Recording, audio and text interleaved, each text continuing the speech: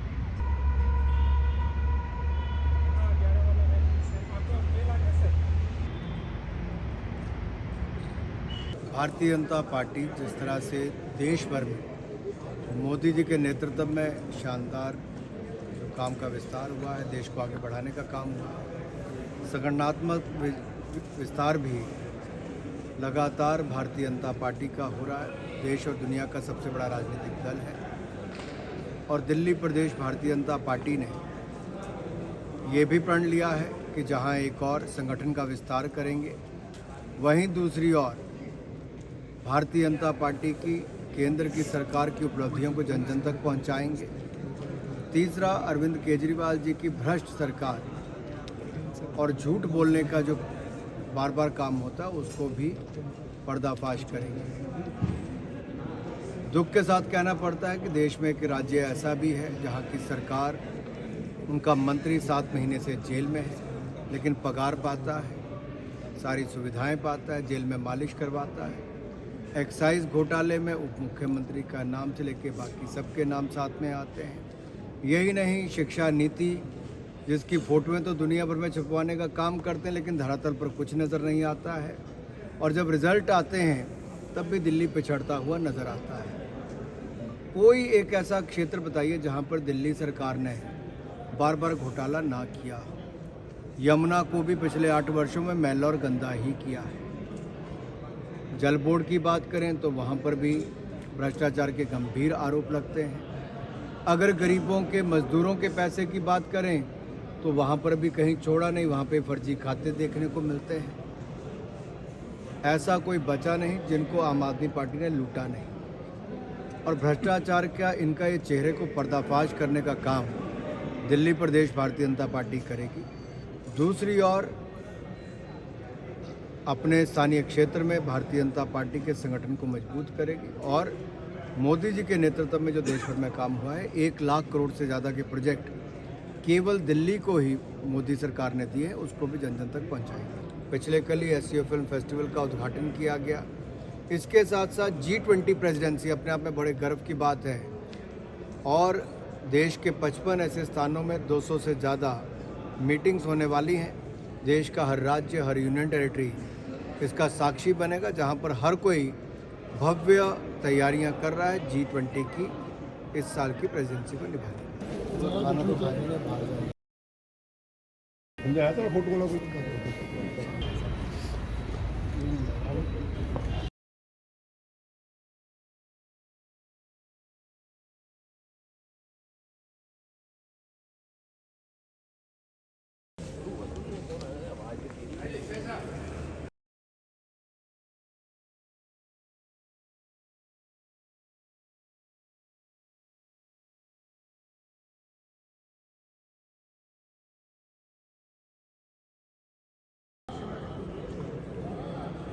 Them are participating in the final program for under some ground protection under. I mean, I'm not talking about SAPA and BASPA and other parties, but the alliance partners also, even in alliance partner in Jharkhand for that regard, or for that regard, even in Bihar, they refused to participate in the final program in the Srinagar.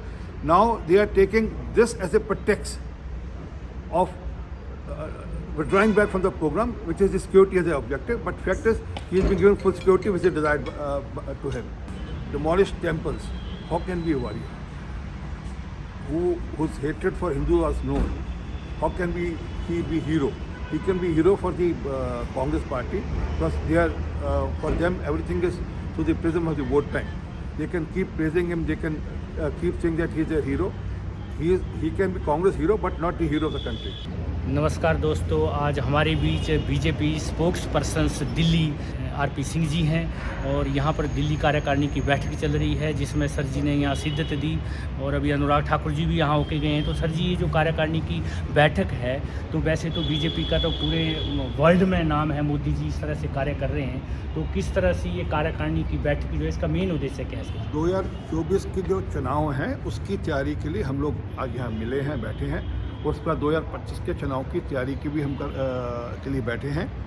और जो केजरीवाल ने पिछले कुछ सालों में जिस प्रकार से घोटाले कपड़े उनके निकल कर आ रहे हैं, निरंतर आ रहे हैं, उसको कैसे और उजागर किया जाए, कैसे जन जन तक लेकर जाया जाए, और किस प्रकार हम दिल्ली के अंदर वापस से 7 सीटें हम पार्लियामेंट की जीतें और उसके बाद दिल्ली में एक लोक सेवा करने वाली भ्रष्टाचार मुक्त सरकार दे सकें, इसकी तैयारी के लिए बैठे।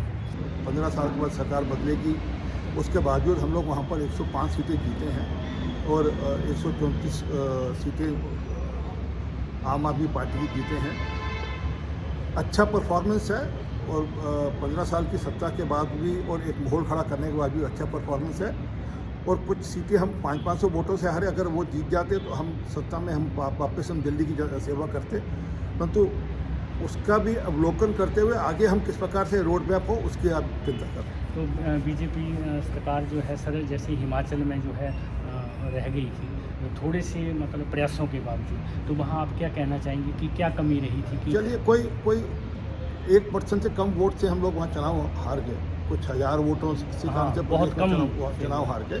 परंतु आगे ठीक होगा, सब आगे ठीक चिंता करेंगे और हिमाचल में भी जो पार्लियामेंट्री इलेक्शन में अच्छा काम करेंगे। दिल्ली प्रदेश की कार्यकारिणी का आज दूसरा दिन है और अभी थोड़ी देर पहले जो सबसे महत्वपूर्ण प्रस्ताव होता है, राजनीतिक प्रस्ताव, वो अभी रखा गया और उसके बाद चर्चा भी हुई। उस बारे में आप सबको बताने के लिए हमारे बीच भारतीय जनता पार्टी के प्रदेश अध्यक्ष श्री वीरेंद्र सिंह जी मौजूद हैं। उनके साथ लीडर ऑफ अपोजिशन हमारे बड़े भाई रामवीर सिंह विधूड़ी जी मौजूद हैं। मेरे साथ दिल्ली प्रदेश के महामंत्री श्री कुलजीत सिंह चहल जी हैं। मेरे साथी प्रवक्ता, मेरे साथी मीडिया के भाई प्रवीण शंकर कपूर जी और विक्रम मित्तल जी मौजूद हैं। मैं अब सीधा निवेदन करूंगा प्रदेश अध्यक्ष जी से, वीरेंद्र सिंह जी से, आप सबको संबोधित करें और जो आज प्रस्ताव पेश हुए हैं और जो आज कार्यकारिणी हुई है उस पर जो चर्चा हुई है वो आप सबको संबोधित करें। धन्यवाद हरीश जी। यहाँ उपस्थित सभी मीडिया बंधुओं का मैं स्वागत करता हूँ। साथियों, आज दूसरा दिन और अंतिम दिन है कार्यकारिणी का। सुबह अध्यक्षीय भाषण के बाद हमारे केंद्रीय मंत्री श्री अनुराग ठाकुर जी ने सभी कार्यकर्ताओं को संबोधित किया, कार्य समिति को संबोधित किया। उसके पश्चात राजनीतिक प्रस्ताव रखा गया, जिसे प्रस्तुत हमारे नेता प्रतिपक्ष श्री रामवीर सिंह विधूड़ी जी ने रखा। उसके अनुमोदन के लिए हमारे प्रदेश के महामंत्री हर्ष मल्होत्रा जी ने अपने विचार रखे और उसके समर्थन के लिए हमारे पश्चिमी दिल्ली के सांसद श्री प्रवेश जी ने उस प्रस्ताव का समर्थन किया। मूल रूप से आज जिन विषयों पर चर्चा हुई, दिल्ली सरकार के भ्रष्ट चेहरे को बेनकाब करने की बात हुई, उनके जो लगातार घोटाले हैं उस पर चर्चा हुई और मैं दिल्ली की जनता को ये बधाई देता हूँ कि उन्होंने इस बात को स्थापित किया कि अरविंद केजरीवाल और उनकी सरकार भ्रष्ट है, यह उनके माथे पे चस्पा कर दिया गया है। शराब घोटाले में जिस तरह से उन्होंने घोटाला किया और फिर जनता के विरोध में भारतीय जनता पार्टी कार्यकर्ताओं के आंदोलन का जो संघर्ष था वो रंग लाया और उनको वो शराब नीति वापस लेनी पड़ी। उसी तरह से सत्येंद्र जैन जो उनके मंत्री हैं, पिछले 7 महीने से जेल में बंद हैं और अरविंद केजरीवाल के पास जवाब नहीं है कि वो उन्हें बर्खास्त क्यों नहीं कर रहे। सत्येंद्र जैन सारी सुविधाएं ले रहे हैं मंत्री रहते हुए और हैरानी की बात यह है कि जो उन्हें निर्वाचन क्षेत्र में संपर्क करने का फंड मिलता है, जेल में रहते हुए वो 7 महीने से वो भी ले रहे हैं। अब वो वहाँ से कैसे निर्वाचन क्षेत्र में जाके संपर्क करते हैं, ये बात हम सबको मालूम है। इसी तरह से जो मुख्य सचिव ने 163 करोड़ रुपए वसूलने का विज्ञापन घोटाले में, उसका भी जिक्र इस राजनीतिक प्रस्ताव में आया। कई घोटाले हैं जिसकी चर्चा माननीय रामवीर सिंह जी भी करेंगे। निगम चुनावों की चर्चा हुई। हम 104 सीटें जीत कर आए, वो 134 जीत कर आए, उसके बावजूद वो मेयर नहीं बना रहे, उस विषय की भी चर्चा हुई। लेकिन ये पहला चुनाव ऐसा है जिसका उल्लेख मैंने कार्यकारिणी में भी किया और यहाँ भी बताना चाहूँगा। अरविंद केजरीवाल जब चुनाव लड़ते हैं, दिल्ली में लड़ा तो स्वीप किया, पंजाब में लड़ा स्वीप किया, लेकिन जब पिटते हैं तो गुजरात हो, उत्तराखंड हो, तो वहाँ उनकी जमानत जब्त होती है। ये पहला चुनाव ऐसा था जिसमें उन्हें संघर्ष करना पड़ा। वो हमें 20 से 30 सीटें दे रहे थे और खुद 220 सीटें जीत रहे थे और 134 पे आके खड़े हुए। तो उसकी खींच उनसे अभी तक मिटाई नहीं जा रही और उसी खींच का नतीजा है जो सदन में, नगर निगम के सदन में हमें देखने को मिलता है। तो भारतीय जनता पार्टी कार्य समिति में यह बात भी हुई कि दिल्ली की जनता ने भारतीय जनता पार्टी को नहीं ठुकराया है। 104 सीटें देकर उन्होंने भारतीय जनता पार्टी के काम को मोहर भी लगाई है। कुछ कारण जरूर रहे, जैसे हमने जिक्र किया 24 सीटें हमारी ऐसी थी, 500 सीटें ऐसी, 10 सीटें ऐसी जो 500 से कम वोटों से हारे, 14 सीटें ऐसी हैं जो 1000 से कम वोटों से हारे। तो अगर थोड़ी सी मेहनत या जो कमी हमें लगती है थोड़ी सी दूर कर ली जाती तो दिल्ली का परिणाम कुछ और होता। उसी तरह से माननीय अनुराग जी ने केंद्र सरकार की योजनाओं के बारे में बताया। उन्होंने कई उदाहरण देके बताया कि किन किन योजनाओं को लेकर हमें और नीचे जाना चाहिए। कुछ सुझाव उन्होंने रखे संगठन के लिए और बड़े सहज रूप से सभी कार्यकर्ताओं ने उसे स्वीकार भी किया। और आगामी जो लक्ष्य हमारा है 2024 की 7 सीटें जीतना और 2025 में इस अराजक सरकार को दिल्ली से बेदखल करना, उसको लेकर भी उसमें चर्चा हुई। और अभी संगठन के जो काम है, हमारा जो रोड मैप है आगामी 6 महीने का, कि हमको किस दिशा में क्या क्या काम करने हैं, उस पर विस्तृत चर्चा तो कल हुई थी, लेकिन अभी विस्तार से चर्चा भोजन के बाद होगी। तो वो विषय भी हम आपको बाद में उसके डिस्कस कर लेंगे या चर्चा कर लेंगे, जैसे भी हरीश जी या प्रवीण जी तय करेंगे या उसकी रिलीज आ जाएगी, महामंत्री जी बता रहे हैं। तो मैं एक बार राजनीतिक जो घोटाले हैं या जिसमें राजनीतिक विरोध है, दिल्ली प्रदेश भारतीय जनता पार्टी के सम्मानित अध्यक्ष श्री वीरेंद्र सचदेवा जी, पार्टी के सम्मानित महामंत्री श्री कुलजीत चहल जी, श्री हरीश खुराना जी, श्री प्रवीण शंकर कपूर जी, श्री विक्रम मित्तल जी, मीडिया के सभी सम्मानित साथियों, आप सभी को मेरा नमस्कार। दिल्ली प्रदेश भारतीय जनता पार्टी की ओर से मुझे दिल्ली प्रदेश कार्यकारिणी के समक्ष राजनीतिक प्रस्ताव प्रस्तुत करने का अवसर दिल्ली प्रदेश के सम्मानित अध्यक्ष श्री वीरेंद्र सचदेवा जी ने दिया।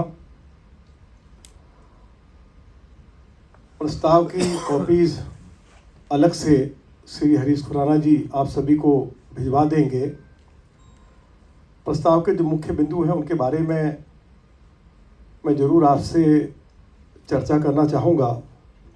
आप सभी को मालूम है, अरविंद केजरीवाल की सरकार ने 2022-2023 का जब बजट दिल्ली विधानसभा में प्रस्तुत किया तो अरविंद केजरीवाल की ओर से बहुत ज़ोर शोर से प्रचार किया गया था कि ये बजट रोज़गार बजट है, हम 20 लाख लोगों को रोज़गार देंगे,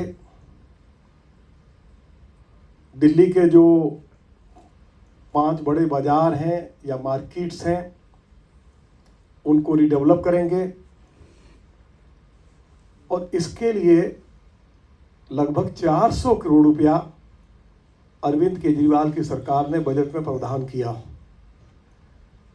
आप सभी को जानकारी देते हुए मुझे बहुत दुख हो रहा है कि पिछले 1 साल में 20 लाख रोजगार देने की बात तो छोड़ दीजिए, अरविंद केजरीवाल की सरकार 20 लोगों को भी रोजगार नहीं दे पाई। जिन 5 मार्केट्स को रिडेवलप करने की बात कही थी उसका काम अभी तक शुरू नहीं हुआ, कैबिनेट से अप्रूवल नहीं मिली। और तीसरी बात, जो उन्होंने अलग अलग मार्केट्स में फेस्टिवल्स लगाने की बात कही थी कि फेस्टिवल आयोजित करेंगे, एक भी फेस्टिवल दिल्ली की किसी मार्केट में आयोजित नहीं किया गया। 400 करोड़ रुपए का बजट था, 4 पैसा इस पर खर्च नहीं किया गया। शिक्षा मॉडल की बात हुई है, श्री नरेंद्र मोदी जी की सरकार ने पिछले 8 सालों में अरविंद केजरीवाल की सरकार को 13 नए स्कूल्स बनाने के लिए 13 प्लॉट्स उपलब्ध कराए। और उससे पहले भी 57 प्लॉट्स उपलब्ध कराए, लेकिन अरविंद केजरीवाल की सरकार एक भी नया स्कूल दिल्ली के लोगों को नहीं दे पाई। यह मुद्दा भी सामने आया कि अरविंद केजरीवाल की सरकार ने जो स्कूल्स में नए रूम्स बनाए हैं उसमें भी लगभग 1300 करोड़ रुपए का घोटाला हुआ है। सीवीसी की रिपोर्ट आ गई है, इस पर भी चर्चा हुई।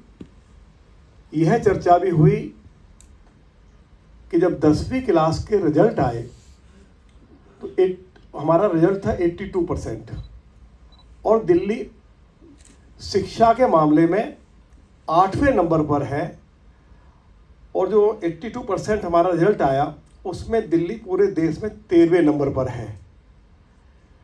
यह मुद्दा भी उठा कि दिल्ली के जो 12 कॉलेजेस हैं जो कभी श्री मदन लाल खुराना जी ने, डॉक्टर साहिब सिंह वर्मा जी ने बनाए थे, अरविंद केजरीवाल की सरकार पिछले 4 महीने से टीचिंग स्टाफ और नॉन टीचिंग स्टाफ की सैलरी नहीं दे पा रही है और इन इस कॉलेज के प्रोफेसर्स को दिल्ली के अंदर अलग अलग सड़कों पर जूते साफ करने पड़ रहे हैं। दिल्ली में जहरीली हवा है। पहले WHO ने कहा कि दिल्ली दुनिया की सबसे ज़्यादा प्रदूषित राजधानी है। उसके बाद एक और रिपोर्ट आई है कि दिल्ली हिंदुस्तान की भी सबसे ज़्यादा प्रदूषित राजधानी है। और यह रिपोर्ट भी आई है, दिल्ली सरकार के जो हॉस्पिटल्स हैं उनके डॉक्टर्स ने जो रिपोर्ट सबमिट की है कि प्रदूषण की वजह से दिल्ली में 53% लोग जो हैं वो अलग अलग बीमारियों से पीड़ित हो रहे हैं। तो दिल्ली दुनिया की सबसे ज़्यादा प्रदूषित राजधानी है। यमुना की भी चर्चा हुई कि अरविंद केजरीवाल के मुख्यमंत्री बनने के बाद यमुना पिछले 8 सालों में 200% और ज़्यादा प्रदूषित हो गई है। अरविंद केजरीवाल की सरकार पिछले 5 सालों में एक भी वरिष्ठ नागरिक को ओल्ड एज पेंशन बनाकर नहीं दे पाई। यह मुद्दा भी इस प्रस्ताव में उठाया गया है। दिल्ली के अंदर अरविंद केजरीवाल की सरकार ने 26 दिसंबर 2022 को इंडिया गेट से 5 किलोमीटर दूरी पर है नंगला रजापुर एक गांव है, किसानों की ज़मीन जो एक्वायर की है उसका मुआवजा 22 लाख रुपए प्रति एकड़ के हिसाब से किसानों को दिया गया है। यदि हरियाणा उत्तर प्रदेश में किसान की ज़मीन एक्वायर होती है तो 10 करोड़ रुपए से लेकर 15 करोड़ रुपये प्रति एकड़ के हिसाब से किसानों को मुआवजा मिलता है। और अरविंद केजरीवाल ने भी दिल्ली के किसानों से ये वायदा किया था कि हम कम से कम किसान को 10 करोड़ रुपये प्रति एकड़ के हिसाब से यदि उसकी ज़मीन एक्वायर की जाएगी तो उसको मुआवजा दिया जाएगा। सत्येंद्र जैन का मामला उठा, वो जेल में है लेकिन उनको सैलरी मिल रही है, उनको भत्ता मिल रहे हैं। CCTV कैमरे लगाने की जो एक ब्लैक लिस्टेड कंपनी थी उसको फ़ायदा पहुंचाने के लिए सत्येंद्र जैन ने 7 करोड़ रुपया लिया है। और यह चर्चा भी हुई कि महाठग सुकेश चंद्रशेखर, उनका जो आरोप है कि उन्होंने 50 करोड़ रुपए अरविंद केजरीवाल को या सत्येंद्र जैन को या गहलोत को दिए हैं, लेकिन अभी तक दिल्ली के मुख्यमंत्री अरविंद केजरीवाल ने सुकेश चंद्रशेखर के इन आरोपों का खंडन नहीं किया है। जल बोर्ड में 58,000 करोड़ रुपए का घोटाला पहले हो चुका है और आपको जानकर हैरानी होगी कि जल बोर्ड ने अभी जो सैंपल्स उठाए हैं 365 सैंपल्स फेल हो गए। और ये रिपोर्ट जल बोर्ड ने दी है कि हम दिल्ली के लोगों को जो पीने का पानी उपलब्ध करा रहे हैं इतना प्रदूषित है कि इसको पीकर दिल्ली के लोगों की किडनी, लीवर और पेट खराब हो रहे हैं। ये दिल्ली जल बोर्ड की रिपोर्ट है। 20 करोड़ रुपए का जो एक और घोटाला जल बोर्ड में हाल ही में हुआ है जिसकी रिपोर्ट आ गई है उस पर भी आज चर्चा हुई। क्लासरूम्स का घोटाले के बारे में मैंने आपको चर्चा की है। 1300 करोड़ रुपए का घोटाला है, CVC ने रिपोर्ट दे दी है और एंटी करप्शन ब्यूरो अब उसकी जांच कर रहा है। बिजली घोटाले का भी मामला उठा है। 8,000 करोड़ रुपया का फायदा अरविंद केजरीवाल की सरकार ने बिजली कंपनियों को पहुंचाया है। ये हम नहीं कह रहे हैं, ये दिल्ली सरकार की रिपोर्ट कह रही है।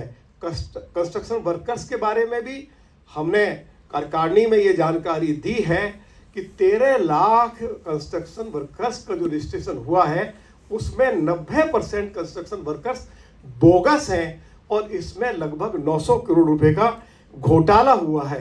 एक महत्वपूर्ण बात जो और कही गई है आज दिल्ली प्रदेश की कार्यकारिणी में है कि दिल्ली में जब नई शराब नीति लाई गई तो उसमें हजारों करोड़ रुपए का घोटाला हुआ है।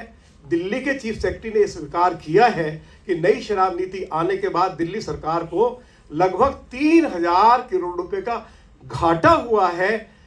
और जो लोग भी, चाहे दिल्ली सरकार के मंत्री हो, सिसोदिया हो, सत्येंद्र जैन हो, या जो अधिकारी शराब घोटाले में शामिल थे, उनको बचाने के लिए दिल्ली की सरकार ने टैक्स पेयर्स का जो पैसा है दिल्ली सरकार के खजाने से 25 करोड़ रुपया देश के वरिष्ठ वकीलों के ऊपर खर्च किया है।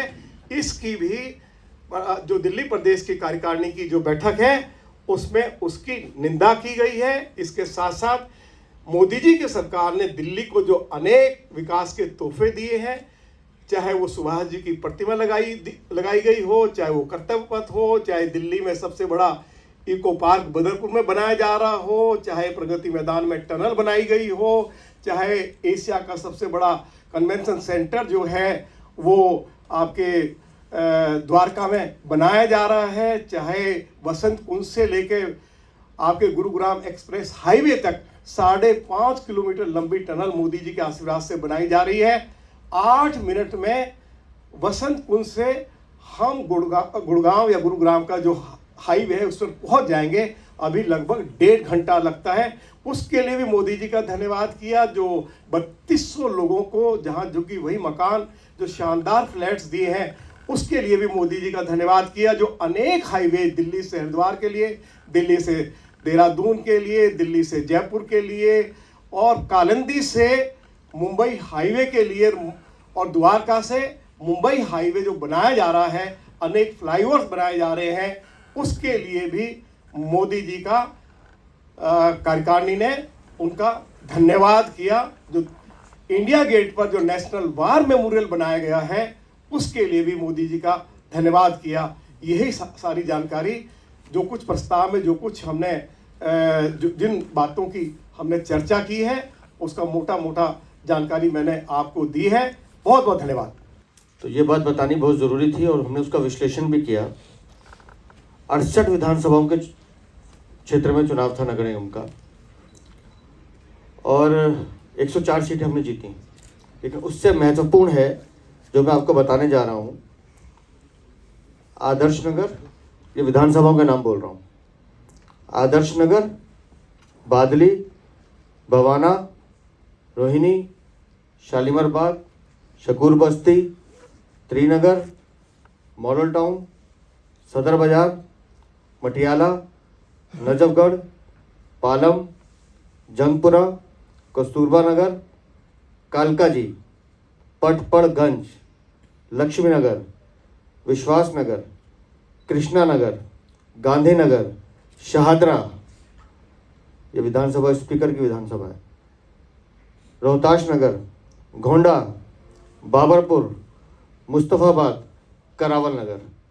ये 26 विधानसभा ऐसी हैं जहां नगर निगम में हम जीते हैं। 68 में से 26। तो अरविंद केजरीवाल जिस जीत का दम भरते हैं, तो नगर निगम चुनाव ने उनको एक झटका दिया है और यकीन मानिए 2025 तक ये 26 को हम कहते 56 में परिवर्तित करेंगे, वो भी हम आपको दिखाएंगे। बहुत कार्यकारिणी की जो व्यवस्था देख रहे थे, ऐसे भाई महामंत्री हमारे कुलजीत सिंह चहल जी आपको सबको संबोधित करेंगे और जो आगे अभी जो दिन अभी शेष है उसके बारे में आपको बताएंगे आदरणीय कुलजीत सिंह चहल जी। धन्यवाद हरीश जी। मेरे साथ हमारे प्रदेश के अध्यक्ष श्री वेदेश सचदेवा जी, हमारे नेता प्रतिपक्ष रामवीर सिंह विधुड़ी जी, हमारे मीडिया के प्रमुख हरीश खुराना जी, भाई परवीन जी, मित्तल जी और आप सब मीडिया के साथी बंधुओं। अध्यक्ष जी ने बताया कि अभी तक क्या क्या हुआ और नेता प्रतिपक्ष रामवीर सिंह जी ने बताया कि किस तरह से अरविंद केजरीवाल की सरकार घोटालों में है, घोटाले में सरकार है, समझ में नहीं आती। वादे जो किए थे वो पूरे नहीं किए तो अधूरे किए, वो सब गोलमाल है। आने वाली जो अभी भोजन के बाद की जो कार्यकारिणी है उसमें हमारे सभी सांसद, सातों सांसद, क्योंकि माननीय प्रधानमंत्री जी के जो विज़न से और मिशन से जो दिल्ली के आसपास तो सभी सांसदों ने बड़े विकास के कार्य किए हैं, उस पर अपना व्रत रखेंगे। हमारे आगामी योजनाओं के संगठन भारतीय जनता पार्टी आंदोलनात्मक कार्यक्रम, संगठनात्मक कार्यक्रम और रचनात्मक कार्यक्रम, 3 कार्यक्रम लेके चलती है। तो उसकी पूरी रचना हमारे प्रदेश संगठन मंत्री सिद्धार्थन जी उसको रखेंगे और हमारा डाटा मैनेजमेंट और बाकी संगठनात्मक अनेक विषयों पर अभी बातचीत होगी। पर साथियों, बीइंग मैं एनडीएमसी मेंबर भी हूँ और आप सब ने देखा होगा जितनी चीज़ यहाँ बताई गई हैं, तो मैं ये और भी कह सकता हूँ कि जितने वादे अध्यक्ष जी उसने दिल्ली में किए, उसके साथ साथ उसकी नई दिल्ली विधानसभा का एक भी वादा उसने पूरा नहीं किया। अपनी नई दिल्ली विधानसभा में उसने स्कूलों में कुछ नहीं लगाया, कोविड के टाइम स्कूल हॉस्पिटल्स में नहीं गया, आरडब्ल्यू के साथ नहीं किया। अनेक विषय हैं जिस पर बार बार चर्चा हुई और इसके बाद जो हरीश जी ने आप सबके लिए और अध्यक्ष जी ने आप सबके लिए एक विशेष रूप से एक भारत श्रेष्ठ भारत की जब हम कल्पना करते हैं तो सुबह हमने गुजराती ढोकला और पुरानी दिल्ली की बेड़मी पूरी के साथ किया था। और 25 करोड़ रुपया जिन लोगों ने शराब का घोटाला किया उनको बचाने के लिए अरविंद केजरीवाल की सरकार ने खर्च किया, ये रिकॉर्ड पर है। अब जहाँ तक दिल्ली नगर निगम की बात है, आप सभी को मालूम है कि भारतीय जनता पार्टी स्पष्ट करना चाहती है कि जब दिल्ली नगर निगम की पहली बैठक हुई, पीठासीन अधिकारी के ऊपर आखिर हमला किसने किया, कुर्सी किसने फेंकी, टेबल किसने तोड़ी, माइक किसने तोड़ा, सरकारी कागजात को किसने फाड़ा और भारतीय जनता पार्टी के जो पार्षद थे, चाहे वो महिला हो चाहे पुरुष हो, उनके ऊपर हमला किसने किया, कपूर जी को फ्रैक्चर हुआ। और 24 तारीख को भी जो बैठक हुई उसमें भी आम आदमी पार्टी के पार्षदों ने बाधा उत्पन्न की और उसके पीछे कारण ये है कि आम आदमी पार्टी के जो पार्षद हैं वो 2 धड़ों में बंट गए हैं। तो अरविंद केजरीवाल को कहीं ना कहीं ये खतरा रहा है कि शायद ये जो पार्टी के काउंसलर्स 2 धड़े में बंट गए हैं तो मेयर का चुनाव जीतना आम आदमी पार्टी के लिए आसान नहीं रहा है। इसलिए दोनों बार आम आदमी पार्टी की ओर से पीठासीन अधिकारी के समक्ष बाधा उत्पन्न की गई। मैंने कहा कि हमने उन कमियों का जिक्र किया, उस पर चर्चा भी की और वो कमियां आगे ना हो पाए उसके लिए व्यापक चर्चा करके और उस पर जो बिंदु करनी काम, उस पर आगे संगठन उस दिशा में काम करेगा। मैं माफ़ी चाहता हूँ, जो वातावरण बनाया था कि भाई 25, 30, 40 बहुत हुआ तो 60, हमने उस वातावरण को तोड़ने का काम किया है। 104 सीटें 39.9% हमारा प्रतिशत, मतलब लगभग 40%, और आम आदमी पार्टी 42%, मात्र 2% है, ज़्यादा है, इसलिए वो 134 नंबर लेके बैठे हैं। हम अपनी परफॉर्मेंस से खुश नहीं हैं, लेकिन मैं फिर कहता हूँ कि हम लोगों ने अच्छा किया और बेहतर कर सकते थे।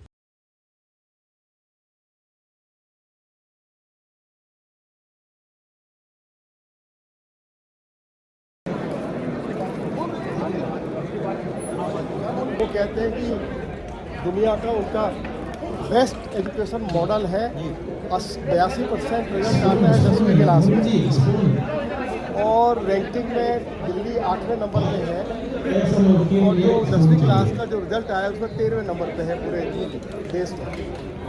दिल्ली के लगभग 800 स्कूल से प्रिंसिपल नहीं है, 450 स्कूल में नहीं है, लगभग 700 से ज़्यादा स्कूल्स में साइंस और कॉमर्स की पढ़ाई नहीं है, 24,000 टीचर्स की कमी है, टीचर्स को नियमित किया गया है। पानी पीने के लिए पानी का ग्लास